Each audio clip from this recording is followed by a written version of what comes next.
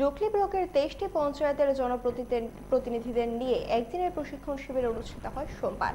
এদিনের শিবিরে উপস্থিত ছিলেন block chairman Bhulan Saha, vice chairman Kishore Ghosh সহ নবনির্বাচিত জনপ্রতিনিধিরা।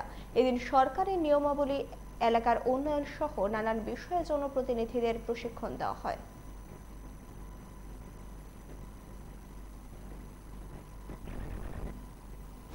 আমরা ডুকলি আরডি ব্লকের অন্তর্গত যে 23টি পঞ্চায়েত, ওই পঞ্চায়েতের যারা জনপ্রতিনিধিরা আছেন সকলকে নিয়ে আমরা এই ডুকলি ব্লকের পক্ষ থেকে, পঞ্চায়েত সমিতির পক্ষ থেকে আমরা একদিনের প্রশিক্ষণের ব্যবস্থা করেছি। কিভাবে আমরা পঞ্চায়েতের ফান্ডগুলা এলাকার সার্বিক উন্নয়নের স্বার্থে খরচ করব এবং কিভাবে জনপ্রতিনিধিরা কাজ করবে এবং সুন্দরভাবে কিভাবে এই সরকারি যে সিস্টেম গাইডলাইন আছে ওই সব বিষয় নিয়ে বিস্তারিত ট্রেনিং হচ্ছে।